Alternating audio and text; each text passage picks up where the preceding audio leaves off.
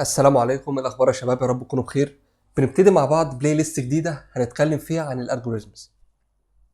البلاي ليست دي هتبقى مختلفه عن البلاي ليست الكتير اللي احنا شرحناها واللي هي متخصصه في الفلاتر. البلاي ليست دي هنتكلم فيها عن بيزكس. يعني ايه هنتكلم فيها عن بيزكس؟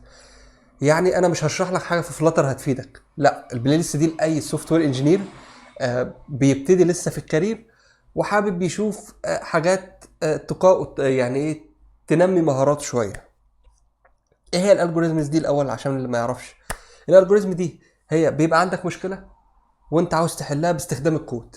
ده ببساطه بيجي لك شرح المشكله وبيقول لك حل لي المشكله دي عن طريق الكود. فاحنا هنشوف ازاي نحل مشكله زي دي عن طريق الكود. يعني هنبتدي الاول في حاجه اسمها بتبقى بروت فورس، ده بيبقى اول حل بيجي في دماغك ازاي تحل مشكله معينه، وفعلا بيشتغل، بس ممكن يكون مش اسرع حل، مش افضل حل بالنسبه للسبيس.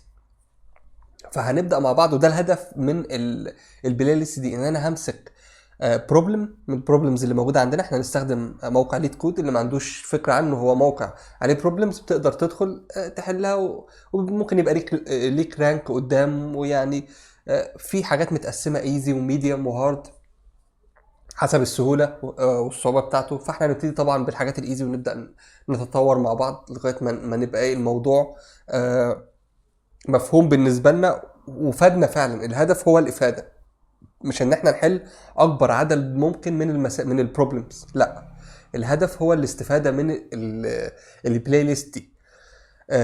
البلاي ليست دي هتبقى مستمره طول ما القناه شغاله. يعني تقولي بعمل فيديوهات تانية وبرجع للبلاي ليست دي اضيف فيها فيديو او حاجه، بس طبعا في الاول هبقى متشجع عليها شويه، فتلاقيني بعمل كذا اكتر من فيديو متتاليين يعني.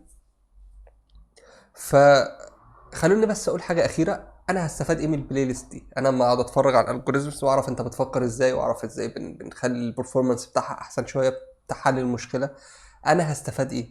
لا، اول حاجه هتاثر جدا وهتفيدك جدا تكنيكال، حتى وانت بتحل مشاكلك الديلي. لو انت شغال في الشغل وقابلك مشكله معينه ازاي تحلها، ازاي بتتعامل مع كود، هتلاقي نفسك فاهم. لا، انا مش هعمل الفور لوب دي هنا عشان ما تقعدش يتندى عليها اكتر من مره. آه، في حل تاني افضل بدل ما اخد السبيس دي كلها، طب ما انا عندي حل احسن. ده رقم واحد. رقم اتنين، لما بتدخل انترفيوز في شركات كبيره شويه بتعدي على الليفل ده. اول حاجه بتلاقي اصلا اختبرك الاول تيست عادي كده، تشويس عادي، وبعد كده بيجيب لك بروبلم، وبعد كده بيبقى في حاجه اسمها لايف كودينج، بيديك المشكله دي وبيشوفك ازاي بتفكر ازاي تحل المشكله دي. فده كله هيفيدنا وهيفيدنا في الكارير بتاعنا. انا مش عاوز اطول بس عليكم في الفيديو ده. خلونا نبتدي مع بعض على طول في البلاي ليست دي. اشوفكم على خير ان شاء الله مع اول فيديو. السلام عليكم.